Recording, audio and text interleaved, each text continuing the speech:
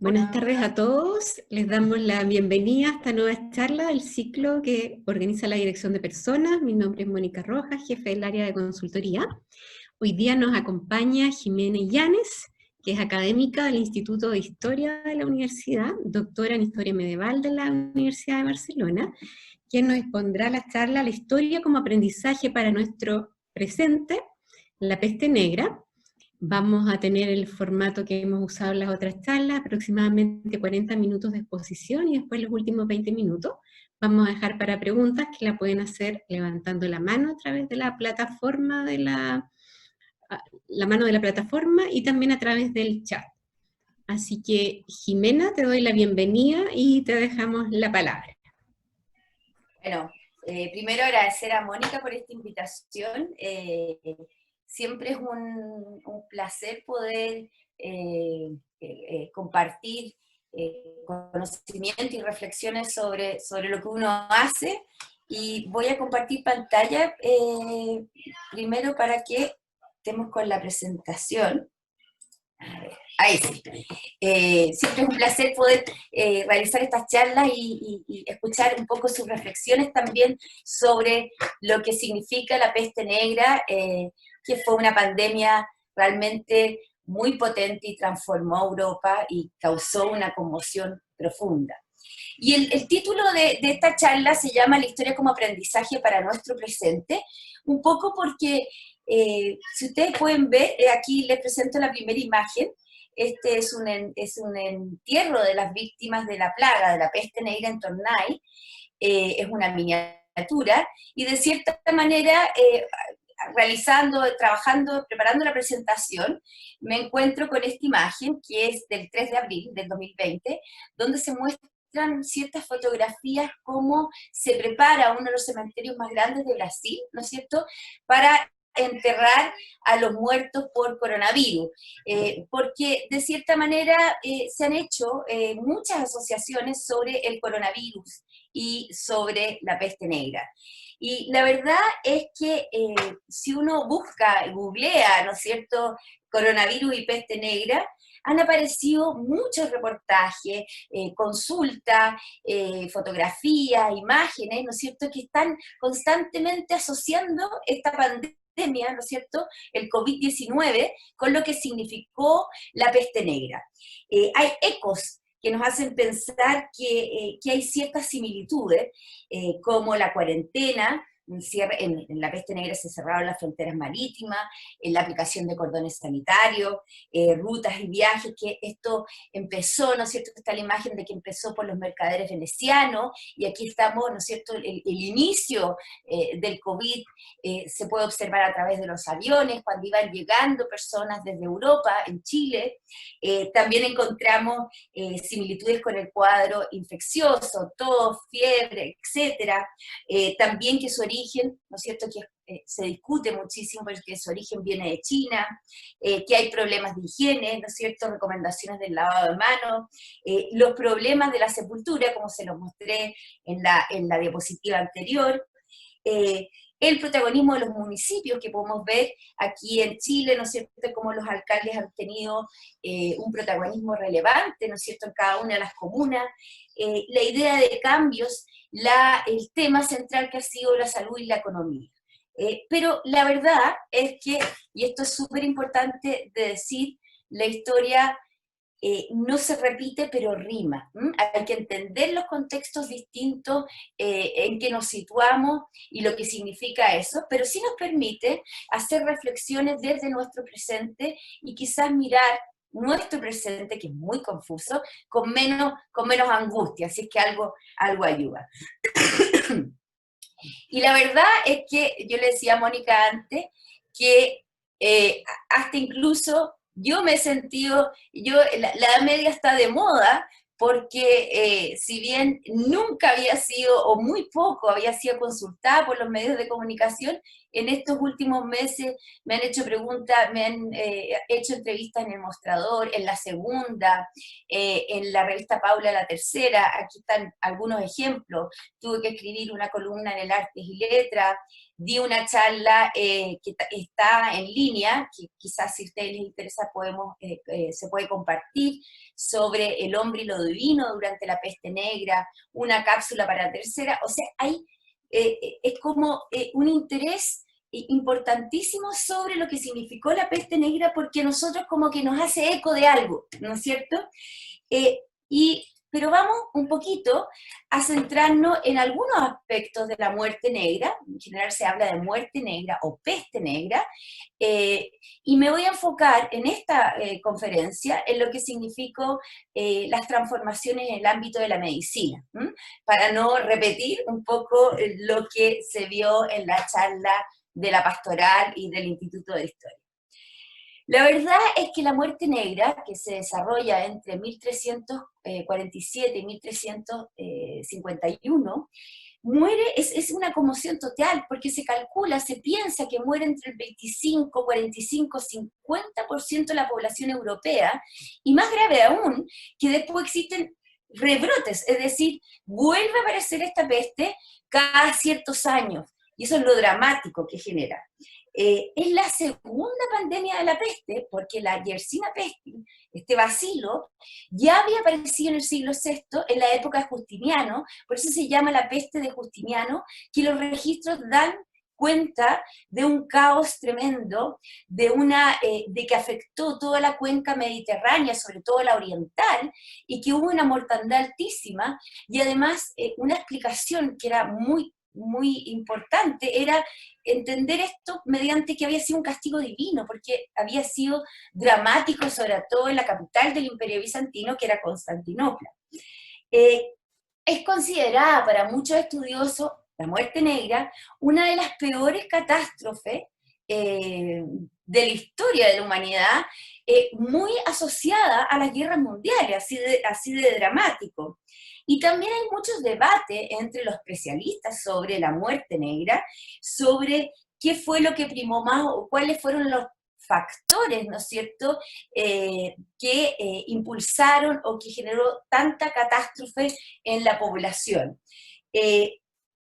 Hoy en día, ¿no es cierto?, se combinan distintos elementos donde los factores humanos, por ejemplo, las rutas comerciales, etcétera, y del ambiente, han permitido hacer un análisis más complejo de lo que significó, ¿no es cierto?, esta muerte negra. Es decir, primó las rutas comerciales, pero también las condiciones del clima que se habían transformado, ¿cómo se llama?, el tipo de alimentación que tenía la población, etcétera, etcétera. ¿Ya? Eso es importante de percibir. Una cosa importante solo para mencionarle son las variedades de la peste, porque generalmente nosotros conocemos más bien la peste bubónica o la peste, ¿no es cierto?, de las bubas. Hay 3 variedades de la peste. Es la bubónica, que los síntomas generalmente aparecen en 6 días, y lo más característico es la aparición de una pústula negruzca, que es donde se supone que está la picadura de la pulga, porque la que lleva consigo la Yersina pestis, las distintas cepas de la Yersina pestis, es la pulga del ratón. También está en pulgas humanas, pero es mucho más común en la pulga de ratón. Entonces, la infección, la picadura, y se ensanchan lentamente los nódulos linfáticos de los sobacos, ¿no es cierto?, la ingle, el cuello, y es muy común ver esa imagen presente y le sigue una hemorragia subcutánea y está muy asociado a un tipo de arte o representación en grabado que va a ser la danza macabra, como estos cuerpos que no se mantienen porque genera daños neurológicos, etc. Y la letalidad es de un 50 a un 60%.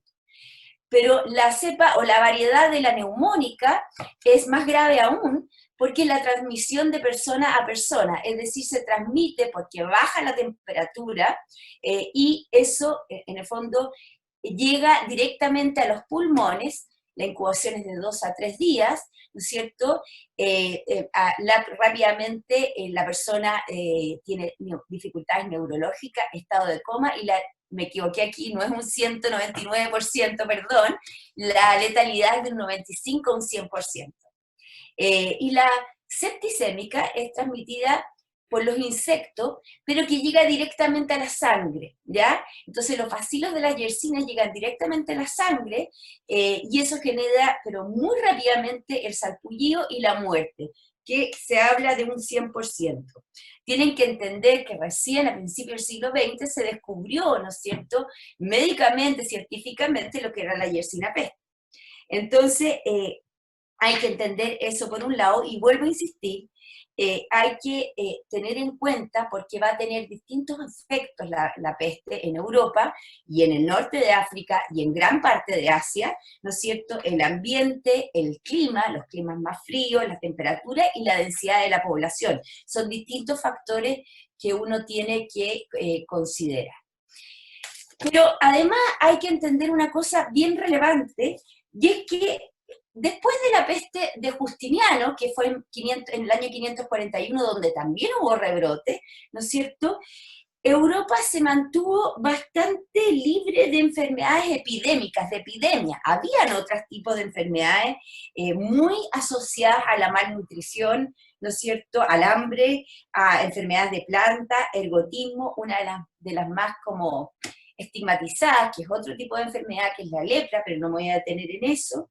Entonces, de cierta manera, Europa, desde el siglo VII, VIII hasta el XIV, tenía otro tipo de enfermedad, estaba muy presente la viruela y el sarampión, etcétera, pero no epidemias, no esto lo que significó, ¿no es cierto?, la peste negra.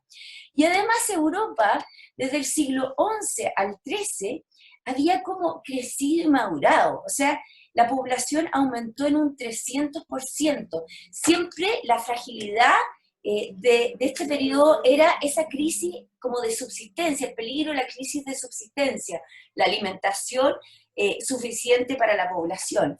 Y por distintos tipos de innovaciones, que no me voy a detener, ¿no es cierto?, Europa había crecido en un 300%, lo que significó varios aspectos importantes de tomar en cuenta.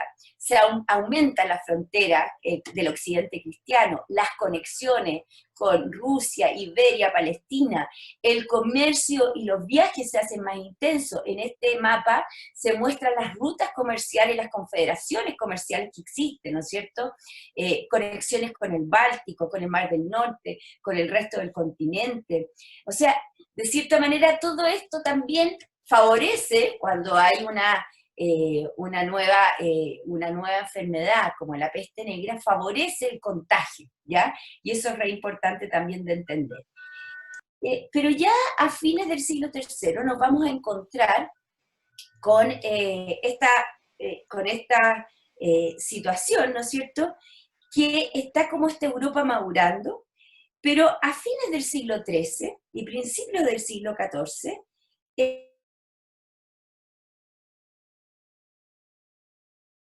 empieza, ¿no es cierto?, a una crisis en la subsistencia, hambre, enfriamiento de la tierra. Esto lo han hecho por distintos estudios científicos sobre los anillos de los árboles, los restos arqueológicos, un montón el polen, el análisis del polen, etc. Y nos vamos a encontrar lentamente que va a desarrollarse la Yersina pestis, que se cree que apareció o que cobró fuerza en el desierto de Gobi, donde los jinetes mongoles nómades, ¿no es cierto?, la empiezan a expandir a través, ¿no es cierto?, de los vínculos con China y otras rutas comerciales. Los comienzos de la peste, primero, ¿no es cierto?, se sitúan en Oriente, y los historiadores han distinguido tres caminos principales, ¿no es cierto? El primero, que es un camino de tierra desde el norte de China, se conecta con Asia Central, llega a los depósitos comerciales ubicados en la costa septentrional del Mar Negro y las rutas caravaneras, etc. Una segunda arteria, pero esto va a ir cambiando y después vamos a ir viendo, o sea, esto después se expande hacia el interior de Europa, etcétera, pero otra ruta marítima es la del tráfico de especies, que es desde el sur de Asia hasta el Océano Índico, y de ahí hasta el Golfo Pérsico, que llega a la zona norte del Golfo de la península arábica y costa levantina. Y una tercera ruta, ¿no es cierto?, que es desde el sur de Asia hasta el Océano Índico, y de ahí al sur de la península arábica, desde Yemen hasta el Mar Rojo. Entonces nos vamos a encontrar con estas distintas rutas que empiezan a expandir esta peste, que se debe, uno, vuelvo a insistir, a el desarrollo y la conexión de las rutas comerciales, pero también a que en general la población no estuvo bien preparada para la peste, ¿ya? Estaba más débil, malnutrido, y va a afectar de manera muy distinta en distintas ciudades o regiones o ámbitos rurales de Europa, que afecta muy fuertemente también en el norte de África y en Oriente, pero nos vamos a detener en Europa. Y las comunicaciones también tienen un rol importante en eso. No me voy a detener en cada lugar, ni mucho menos, porque si no podríamos estar eternamente, ¿no es cierto?, hablando sobre esto, pero son dramáticos los registros que nos dejan, ¿ya? Agnolo Di Tura, en su crónica, dice algo en Siena, dice algo pero profundo, dice, la mortalidad en Siena comenzó en mayo, fue cosa cruel y horrible. No sé por dónde empezar a hablar de su crueldad y de su sufrimiento.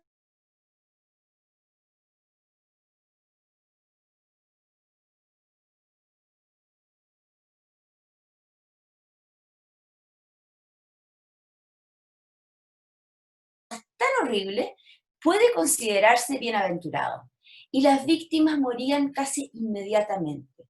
Se hinchaban los sobacos y la ingle y caían al estar hablando.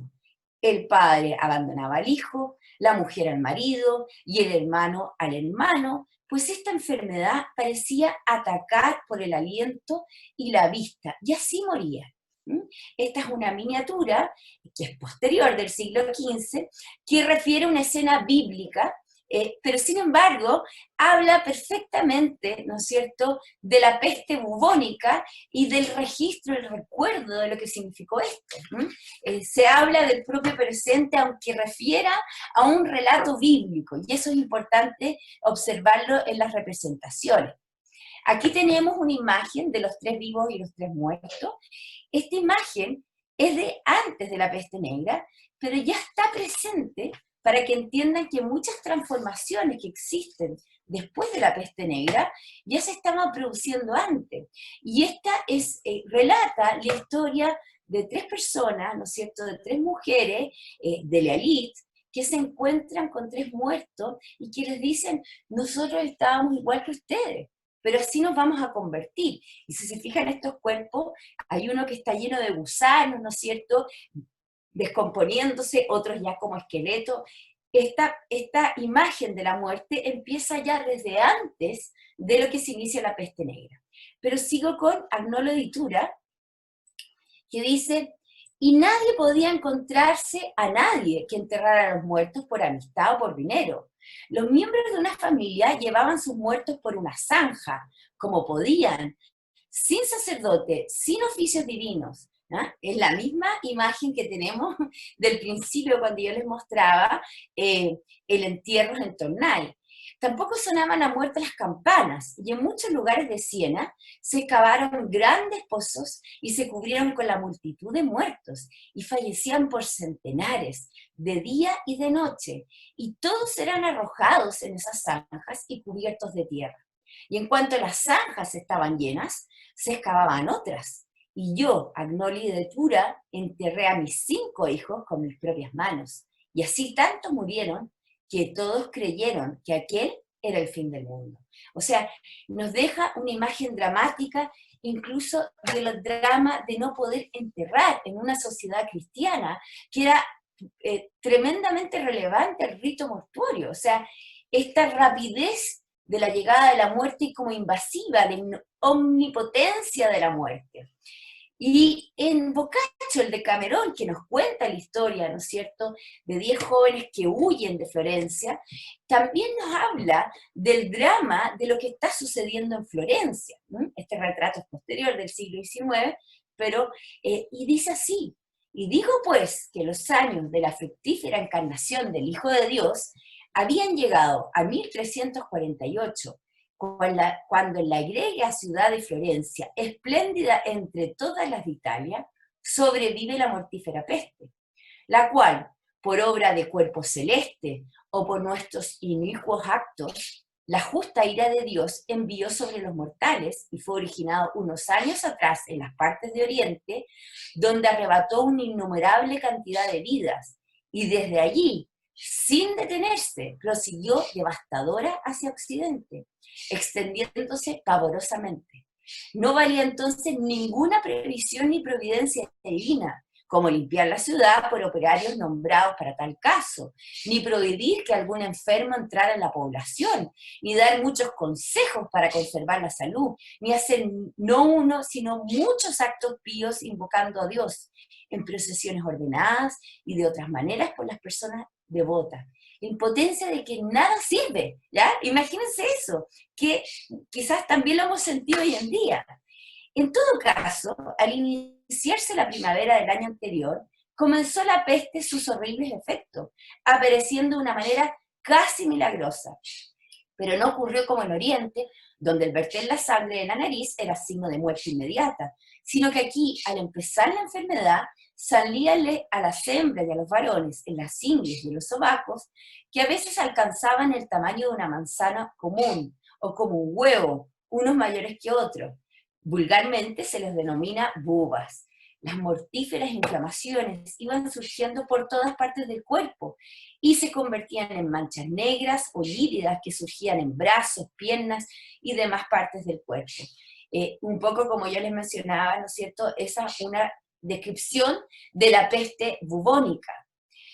Y después va relatando la crueldad del cielo, ¿no es cierto? Y va calcando la cantidad de personas que pierden la vida en Florencia, 100.000 personas.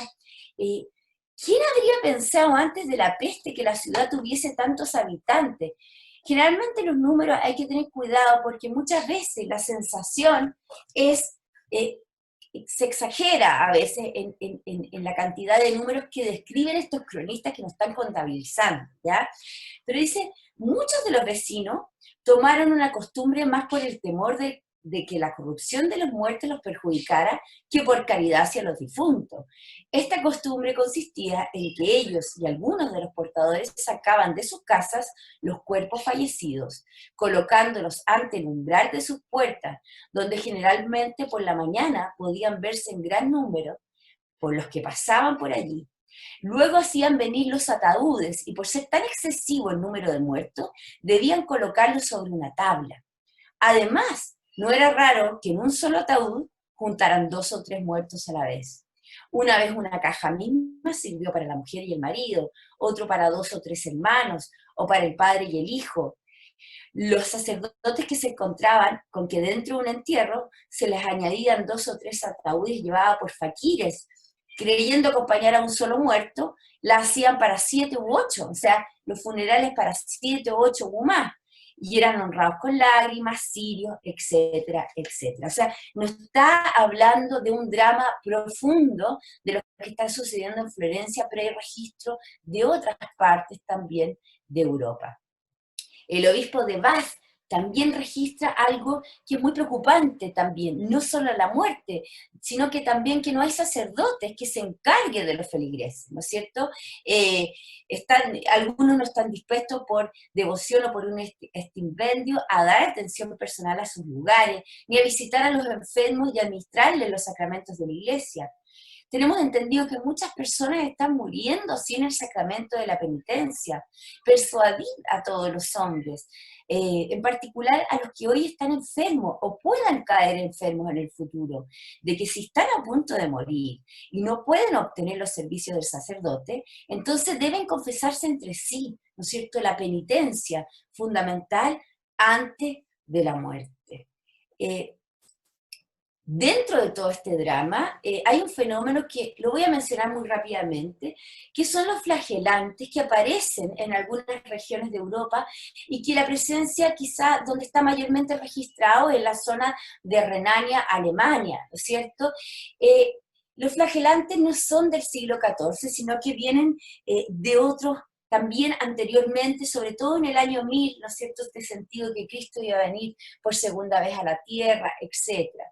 Pero lo interesante son las reacciones también frente a la peste, y son bandas de hombres y mujeres de 50, 300 personas, que sobre todo en Alemania, pero también en otras partes de Europa, empiezan a hacer procesiones con y se instalan en una ciudad con todo tipo de rituales, hay un maestro, y la gente se volvió loca, era una escena teatral con sollozos, ¿no es cierto? Se latigaban, hacían rituales en círculo, tenían todo tipo, por ejemplo, de no bañarse, mantenerse sucios, alimentarse una vez.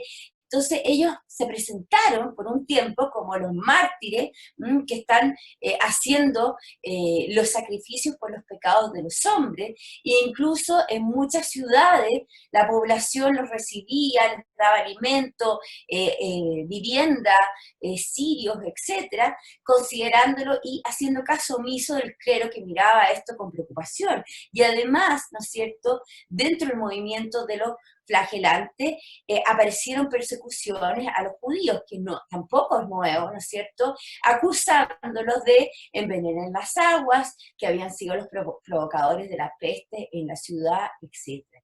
Bueno, este movimiento no duró tanto tiempo porque rápidamente, ¿no es cierto?, se fue transformando, existieron acusaciones de todo tipo de actos de lujuria, de que eran unos vagabundos, ladrones, y también empezaron, el Papa de la época, Clemente VI, hizo bulas, ¿no es cierto?, para reprimir este movimiento, y también bulas para reprimir la persecución de los judíos, junto con los médicos de las universidades que decían que científicamente, ¿no es cierto?, los judíos no contaminaban el agua de los cristianos.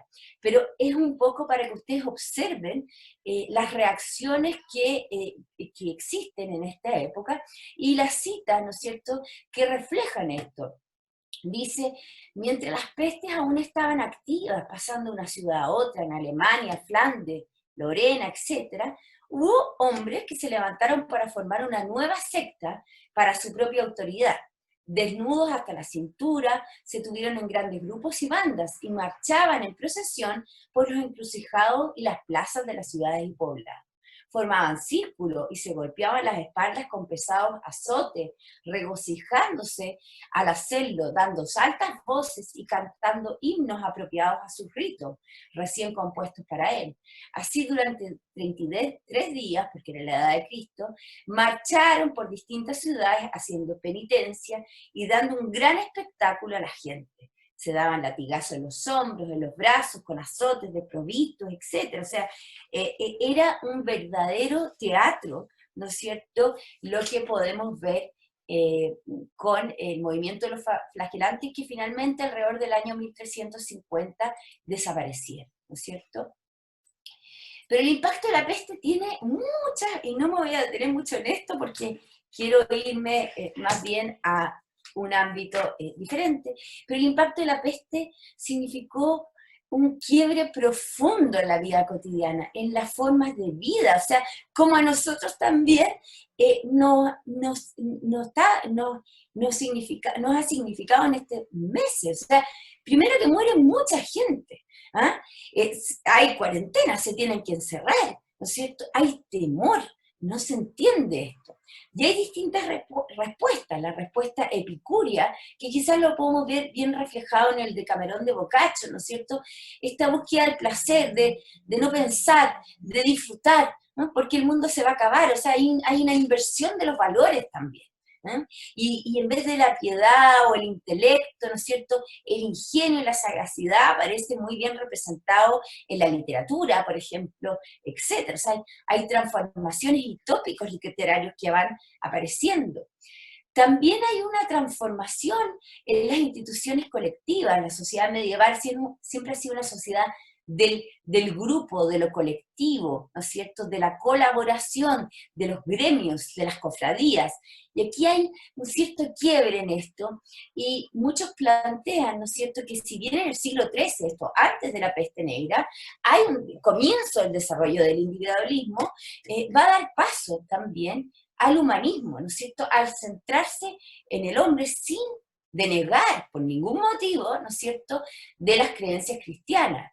Se transforma el tiempo, ¿m? El tiempo de Dios es el tiempo de las campanas, por así decirlo, y el tiempo del mercader. El reloj, los relojes públicos aparecen, se echan a perder, pero el tiempo del trabajo, el tiempo de aprovechar el máximo el trabajo.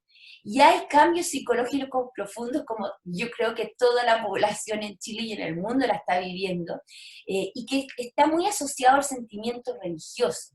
Porque de cierta manera, la población jamás negó de sus creencias, pero no se sintió acompañado por el clero. De cierta manera, no se sintió... le faltaron respuestas frente a esta transformación espiritual y de la vida profundo, pero buscó otra forma. O sea, aquí la omnipotencia de la muerte significó la necesidad de pensar en la salvación, del juicio final, ¿no es cierto?, de cómo me preparo para la muerte, porque, claro, había una mortandad altísima en la población, era común la vida, que se murieran muchas personas de sus familiares, pero esta muerte era inmediata. Entonces, obras pías, en los testamentos, donar, caridad hacia los más pobres, construcción de iglesias, construcción de hospitales, dar donaciones, etc. Peregrinaciones van a aparecer a lo largo del siglo XV, a Santiago de Compostela, a Roma, a Jerusalén, pero otros cultos locales. Cultos a nuevos santos, los santos siempre tienen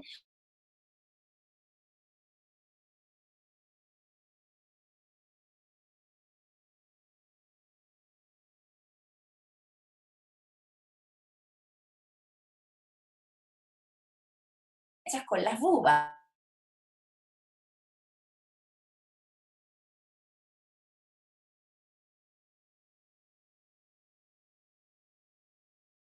Poder acortar lo más que se pudiera el tiempo del purgatorio. Aquí aparece el purgatorio como un tema central. Y también cambian los rituales de la muerte, en las tumbas, ¿no es cierto? Las tumbas empiezan a ser mucho más, en la Edad Media, muchos cementerios, habían fosas comunes, y bueno, el que podía, ¿no es cierto?, poner tener una tumba propia era importante, y eso se ve reflejado en el arte también, y también en la literatura, en las danzas de la muerte, que son grabados, ¿no es cierto?, en el Ars Moriendi, que eran tratados, eran libros que preparaban para la muerte, pero también tuvo un impacto en transformaciones sociales y económicas, obviamente, como los que estamos viviendo hoy en día. Entonces, son muchas transformaciones que no me puedo poner a analizar. Este es un extracto del Triunfo de la Muerte de Peter Bruegel, que es del siglo XVI, pero para que ustedes vean el impacto que significó, ¿no es cierto?, esta epidemia tan mortífera y los brotes cíclicos que siguieron y que van a ir apareciendo a lo largo del tiempo.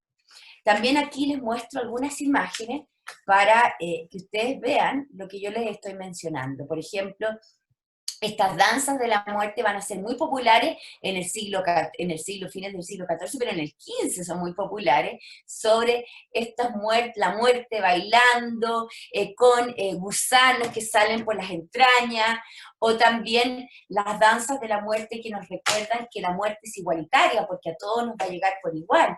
Entonces la muerte le toma la mano al obispo, le toma la mano un príncipe, le toma la mano un campesino, le toma la mano una mujer, le toma la mano a todos, a un abogado, a un trovador, ¿no es cierto? Y aquí hay una representación de San Roque del siglo XV que nos refleja, ¿no es cierto?, la popularidad de este santo también. Y aquí hay una escena, bueno, este es como el cuadro completo de Bruegel, que es realmente impresionante. Bruegel es realmente un describe muy bien como estos temas, son los niños, la pobreza, el carnaval, pero este es muy impresionante, ¿no es cierto?, cómo nos refleja este triunfo de la muerte. Y también está del Camposanto, el Camposanto de Francesco Triani, del siglo XIV, justo después también del suceso de la peste negra, ¿ya? Pero yo me quiero detener un poquito más en otras consecuencias a largo plazo y que tienen que ver con la medicina, ¿no es cierto?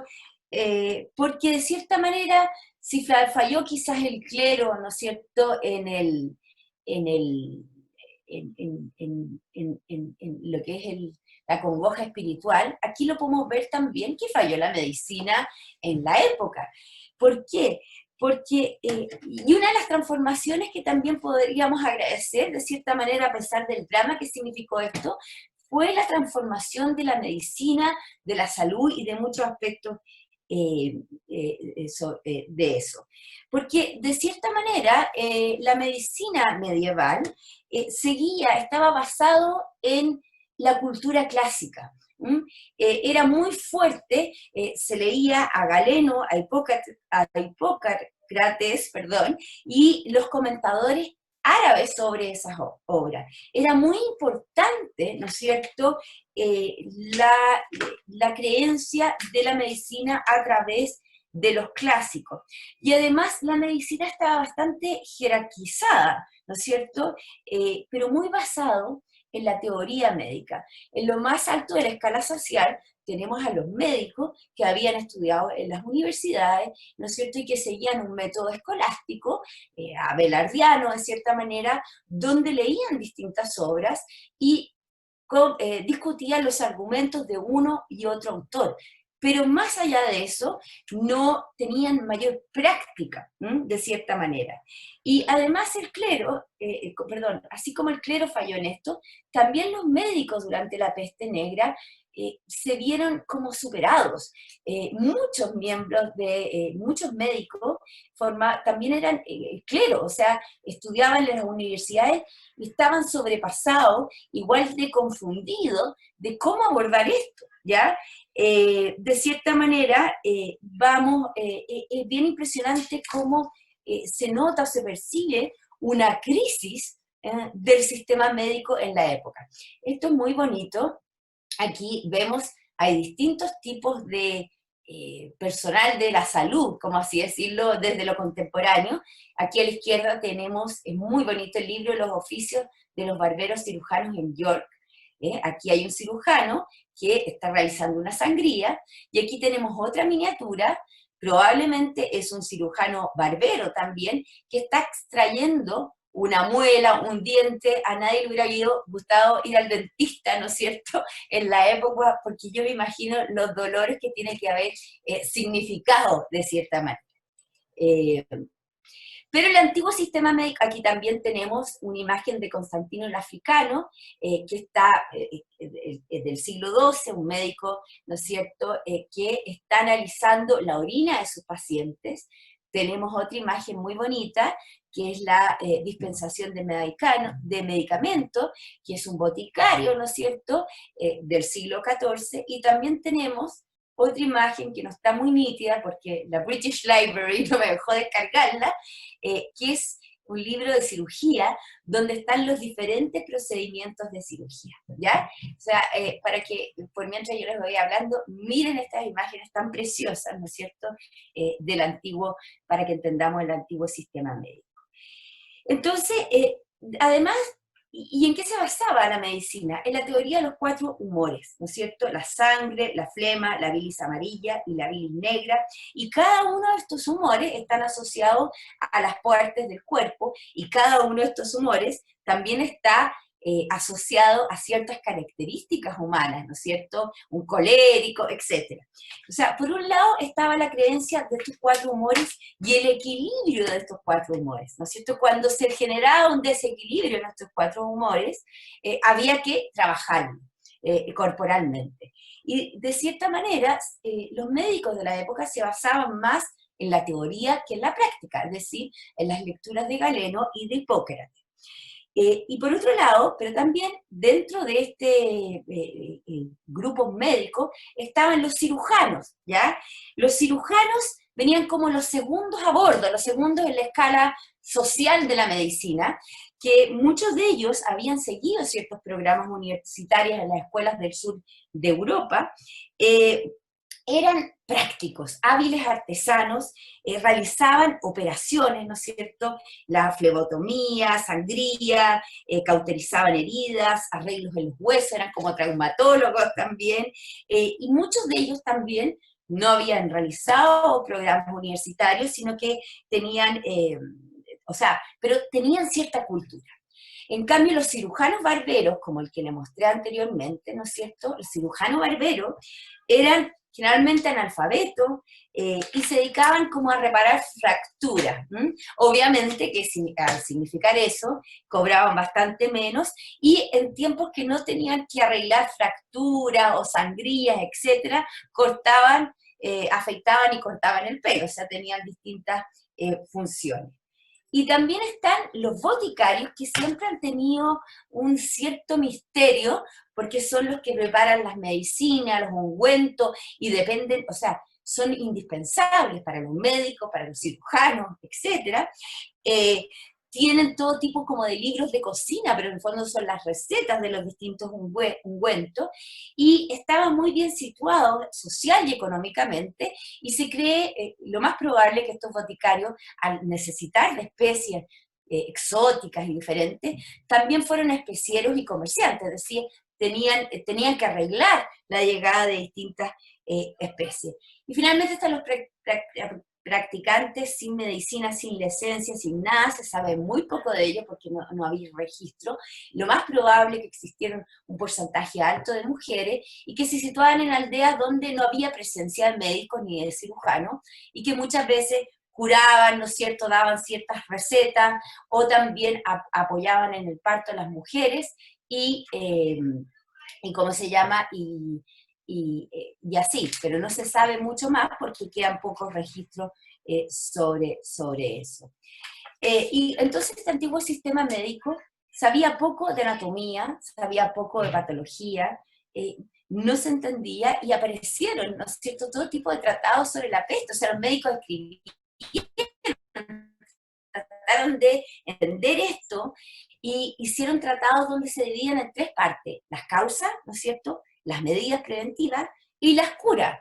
En las causas habían todo tipo de interpretaciones. Los médicos decían, no, es que esto tiene que ver con el ambiente, con los planetas, también los planetas y los terremotos, los cambios de temperatura, y hay que observar la corrupción del aire, ¿no es cierto?, o los malos olores, o los vapores letales del sur, entonces hay que cerrar las ventanas o orientar las ventanas y las puertas hacia el norte. Ahí había una teoría de los poros abiertos. Otra teoría era que la lujuria con viejas mujeres, o excesos, o comilonas, exceso en el comer, todo asociado también con la teoría de los cuatro humores. Después venían las medidas de prevención, que son geniales, ¿no es cierto? Primero plegaria, o sea, rezar, amuletos religiosos, huir de los lugares de la peste, ¿no es cierto?, encerrarse en la casa, quemar maderas con olores agradables, ¿no es cierto?, como la mirra, el junípero, el fresno, el roble, etc. No hacer tantos ejercicios, nosotros deberíamos no obedecer a eso, ¿no es cierto? Lavarse las manos y los pies con agua de rosa, con vinagre, uso de especies, una alimentación, había todo tipo de indicaciones sobre la alimentación, no comer mucho, ciertos tipos de alimentación, ojalá que la gente tuviera huertos, ¿no es cierto?, purgas mediante laxantes, sangría, preocuparse de la digestión, no dormir mucho, y dormir de cierta manera, no de espalda, de lado, o sea, miren, todo tipo de instrucciones sobre esto, y también las curas, que era la parte más corta de los tratados, porque obviamente no sabían mucho sobre esto y no funcionaba nada, ¿no es cierto? Pero en general las curas estaban asociadas a sangrías de venas, una vez identificados los síntomas, las bubas, etcétera, y lo mejor la sangría de venas quizás cercanas al corazón, se discutía dónde hacer la sangría, ungüentos, por supuesto, presencia de líquidos, ciertas aguas, pero fue un fracaso notable, ¿ya? O sea, fue un fracaso notable todos los intentos, y ahí se nota, los estudiosos, ¿no es cierto?, que han revisado los tratados, se nota la angustia también de los médicos, así como la gran mayoría de la población. Pero este fracaso notable también impulsa creativamente nuevas transformaciones en el ámbito de la medicina que son interesantes, o sea, golpe de confianza y privilegio para los médicos, pero también desafíos nuevos. Ya no funcionaba solo la teoría, sino que la medicina tenía que hacerse práctica. Entonces es interesante cómo en distintas universidades comienzan a aparecer programas de anatomía y cirugía, es decir, lo práctico era necesario.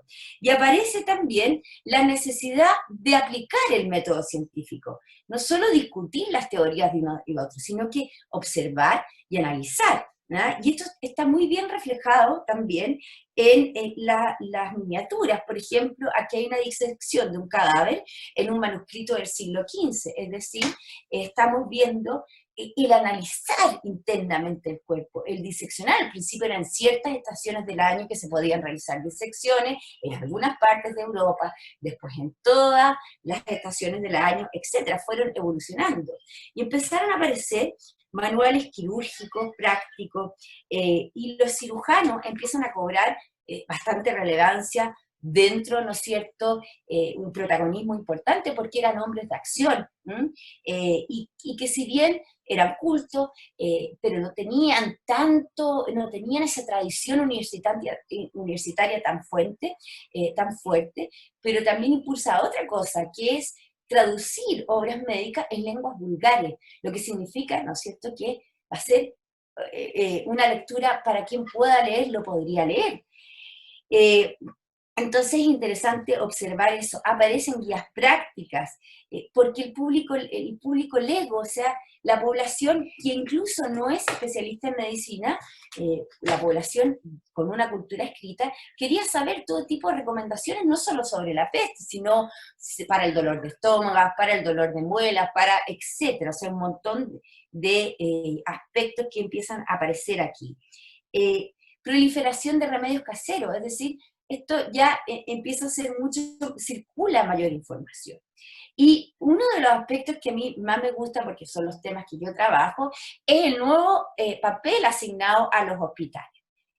Esta es una miniatura a la derecha del hombre anatómico, las muy ricas horas del duque de Berry, que es un libro de horas, pero aquí muestra, ¿no es cierto?, la reflexión, la asociación también de las partes del cuerpo, no solo con la teoría de los humores, sino que también con los signos zodiacales asociados, ¿no es cierto?, a los planetas, a los astros. Pero también vamos a ver transformaciones en el ámbito hospitalario, que voy a hablarlo muy cortitamente, pero estas imágenes son preciosas, son los frescos de la Santa María de la Scala de Siena, hecho por Domenico di Bartolo, entre el 41 y 42, ¿no es cierto?, que nos muestra el buen gobierno de un hospital, para que vean, ¿no es cierto?, cómo, o sea, meterse en hacer close-up de cada una de estas imágenes son realmente fascinantes, o sea, fascinante mirar los detalles que van reflejando muchos de estos elementos que aparecen en el hospital. Pero se van a ir transformando de a poco los hospitales. Han existido hospitales a lo largo de toda la Edad Media, pero en general uno iba al hospital a morir, o sea, se hacía un rito, una misa de quasi requiem por el alma, era muy importante, no solo la salud física, sino que la salud mental, y esto va a seguir estando la salud espiritual va a seguir estando muy presente en el siglo XV, en el siglo XVI, ¿no es cierto?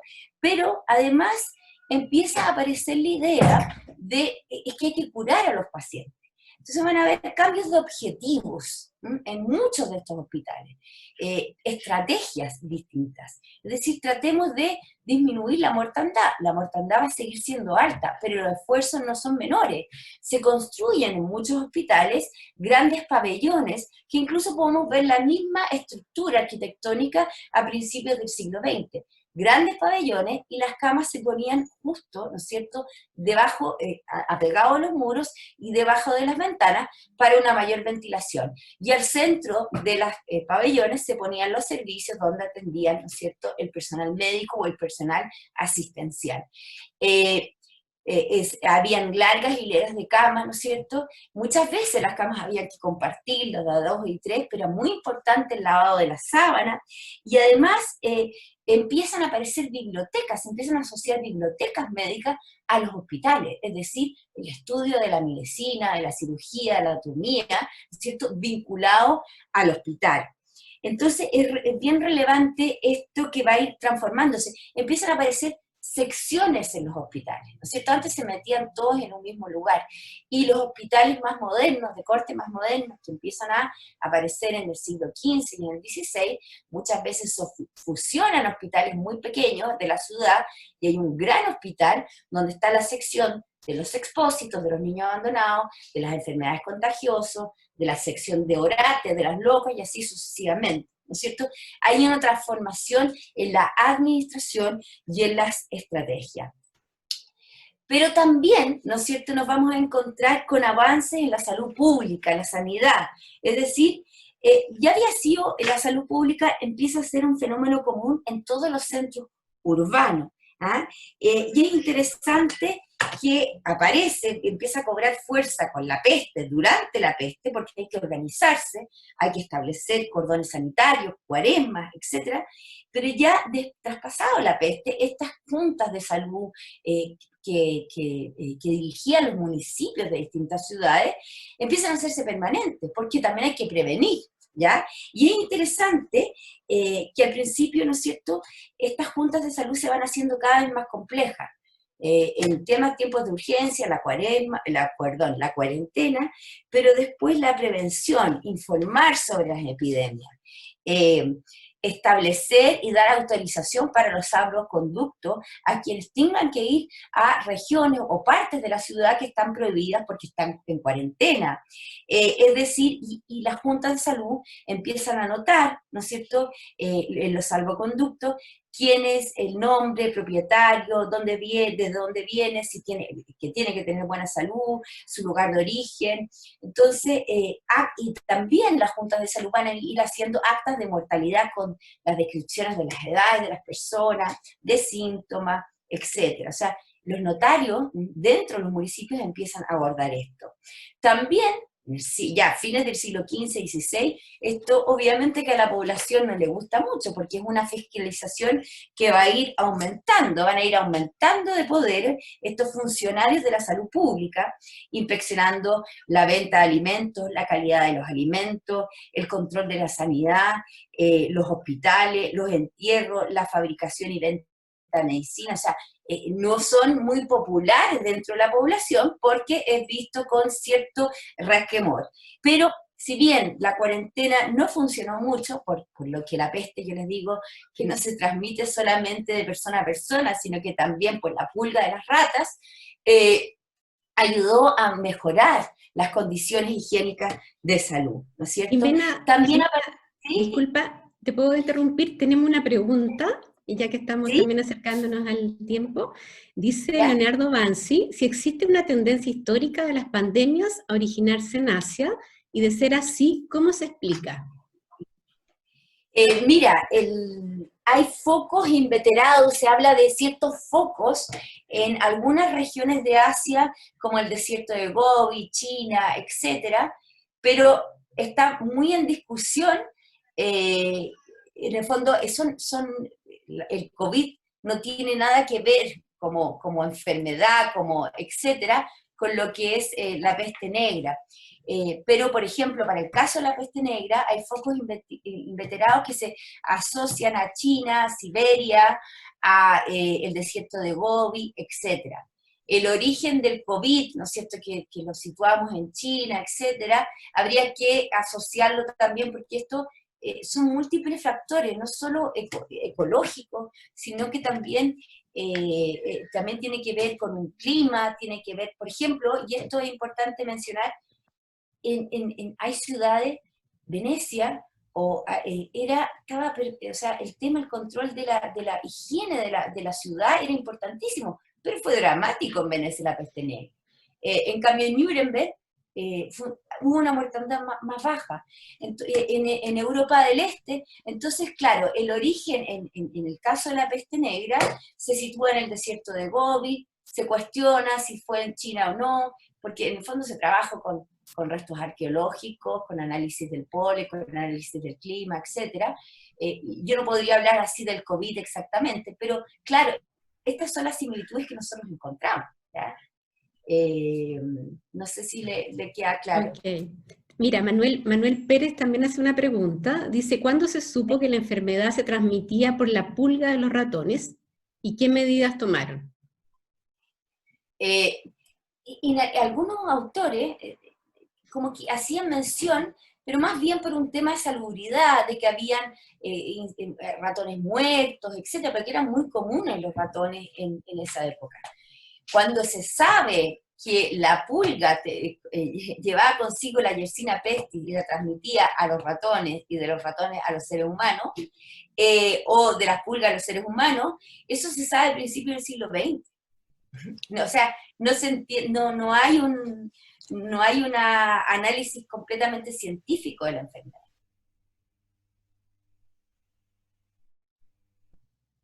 ¿Sigo? Ok. Sí, Ya. tenemos 10 minutos más Ah, para ya, ir cerrando, por estoy casi favor. terminando, estoy súper bien. Ya. Ok. Bueno, entonces también apareció los médicos de la peste, que obviamente es el médico de la peste, existía de antes este cargo en los municipios, sobre todo en Italia, que era para atender a los enfermos pobres, ¿no es cierto? Pero el médico de la peste, ahora el médico que atendía a los enfermos de peste.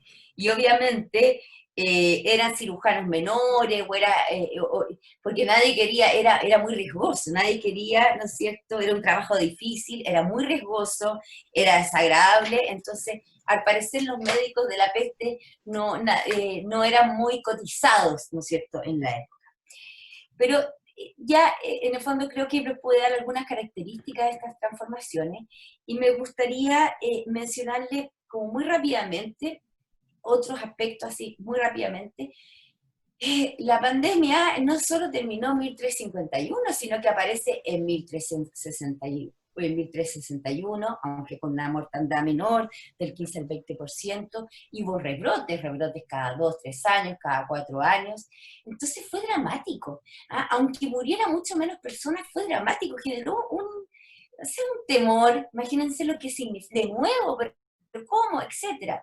Y eso significó una despoblación realmente a largo plazo, es decir, la población no se recuperó hasta el siglo XVI. ¿Eh? O sea, disminuyó significativamente la población, lo que implicó muchas transformaciones sociales y económicas, ¿ya? O sea, también se abandonaron tierra, la explotación de tierra hasta justo antes de la peste negra había sido inmensa, y eso significó que se abandonaran, porque los campesinos no trabajaban la tierra, etcétera, y volvieron, ¿no es cierto?, los bosques en algunas regiones. Volvió la flora y fauna original, no solo animales domesticados. Se empezó a poner más atención en la ganadería, porque no habían tantos campesinos para trabajar la tierra, entonces trabajemos con la ganadería. Cambia la tenencia de la tierra, de cierta manera la nobleza se ve muy afectada, y si no puso atención estratégicamente, de cierta manera se fue empobreciendo, porque los campesinos empezaron a cobrar más caro, ¿no es cierto? Y también, entonces va cambiando socialmente esto. También, al tener una mayor adquisición económica, porque había una menor cantidad de población, cambia la industria también por los objetos de lujo, cambian las pautas comerciales, y se va dando valor a la laicización de la sociedad, que no es que no existiera antes, pero los burócratas, estos nobles de toga, estos estudiosos, juristas, notarios, ¿no es cierto?, médicos también, empiezan a tener un rol importantísimo en el poder político como asesores. Y si bien en un principio las baronías, por ejemplo, cobraron mucho, estuvieron beneficiados al principio de la peste, después los monarcas que fueron hábiles pudieron revertir esto y fiscalizar, cobrar impuestos, porque al principio, imagínense, con la peste negra fue imposible, y aparece una nueva concepción del Estado, que es en el fondo un Estado moderno con fronteras definidas. Siguen desarrollándose estas, que ya se los mencioné antes, esta idea de milenarismo, desarrollo del humanismo, de las lenguas vernáculas, o sea, podríamos dedicarnos eternamente a describir eso. Pero yo quiero terminar, viste, me demoré menos, fui rápido, terminar con reflexiones finales y que quizás también nos hacen pensar en el presente, porque siempre el presente de uno es muy confuso, o sea, uno siempre está tratando de entender distintas dimensiones, no entiende por qué la gente no respeta la cuarentena, o por qué esto, por qué lo otro, o sea, hay un montón de temas que dan vueltas, ¿no es cierto? Y además, esta Europa vivió una crisis ambiental y humana, pero profunda, o sea, desgarradora, realmente desgarradora. Y la verdad es que es terrorífico el siglo XIV-XV, no solo por la peste, sino que por los rebrotes de esta peste, aunque haya muerto menos gente.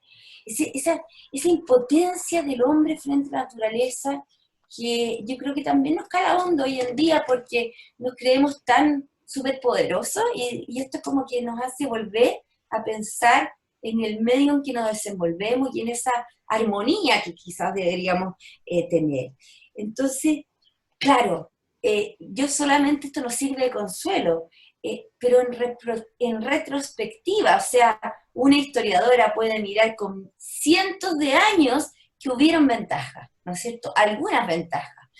Pero los contemporáneos, e incluso las generaciones posteriores, no veían ninguna ventaja. ¿Ah? O sea, ellos fueron sobrevivientes a generaciones que siguieron del hambre, de epidemia, ¿no es cierto? De los ataques, de una experiencia horripilante, dolorosa, de la presencia del juicio final encima, de la muerte omnipotente, de los desastres y la despoblación. Realmente había una fragilidad y un temor, ¿no es cierto?, de la incertidumbre, como nosotros también la vivimos, o la hemos vivido también muchísimo en estos meses, realmente profunda crisis moral, ¿no es cierto? Una vida que como que se tambalea moral, espiritualmente, más que todas las transformaciones también que podemos observar. Entonces hay una transformación profunda que hace pensar constantemente en esa vida eterna, y uno dice, bueno, se necesitaron muchos rebrotes de peste, pestilencia, hambruna, un mal clima, etcétera, para que tambaleara también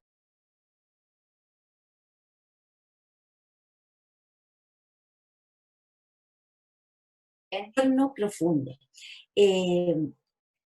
Sé que se va transformando una sociedad, pero vuelvo a insistir, no es que la peste negra hizo que todo esto cambiara, sino que impulsó más rápidamente ciertos cambios. O sea, muchas transformaciones ya venían de antes, más lento, pero impulsó con más fuerza ciertos cambios. La impotencia del hombre frente a la naturaleza, pero esto es muy bonito decir, pero también, y yo creo que aquí es lo atractivo, los desafíos para comprenderla, los desafíos para comprenderla y trabajar con ella, ¿no es cierto? Esta combinación, esta modificación de Europa, que creo que también nos genera desafíos a futuro, y mirar con cierta esperanza, ¿no es cierto?, las transformaciones más lentas, más rápidas, que irán a partir de eso. Y yo termino con esta imagen, porque yo trabajo con los niños abandonados, la pobreza, pero usted me va a decir qué tiene que ver, pero es muy bonita esta imagen de un hospital, el Hospital de los Inocentes en Florencia, del siglo XV, pero que nos habla, ¿no es cierto?, de esta transformación hospitalaria y médica, donde está la sección de expósito y la Virgen con su manto, ¿no es cierto?, protege a estos niños caritativamente, a niños de distintas edades, ¿no es cierto?, los niños fajados, medios desordenados, etcétera, un poco para volver un poco a la esperanza. Y aquí termino y dejo de hablar porque he hablado mucho. Así que me pueden hacer, espero que me hayan entendido, etc. Sí, hay muchas felicitaciones en el chat, muy interesante la charla, La verdad que igual también el complemento de las imágenes también ha sido muy bien valorado. Y sí, podemos dejar una última pregunta si alguien quiere Perfecto, levantar la mano o hacer algo, si no ya estaríamos cerrando. perfecto. Rosario, ¿sí? Silvana, Silvana, abre tu micrófono. tiene Bueno, que... yo quería agradecerle a Jimena, quería agradecerte, Jimena, yo soy, me encanta la historia del medioevo y me gusta mucho todo el periodo entre el siglo III.